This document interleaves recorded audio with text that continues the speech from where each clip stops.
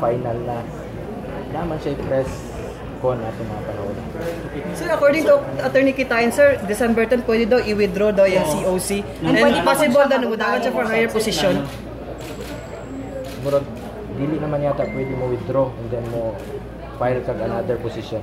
Pero sir, legally, si Councilor Advincula nga, pwede pa daw gyapon bisa naka-file na si Mayor o COC for Mayor, pwede gyapon siya mag-file ug mao COC for President. Pwede, murag ana yata until the deadline. So naagihapon chance sa kana hindi na ako matubag. Si Mayor lang yung makatubag. Sir, dito si Mayor yung damdamin ni Mayor dito. Na siya yung pinapatakbo at marami pa yung nagpapakalbo para sa kanya. Wala ba siya na konsensya?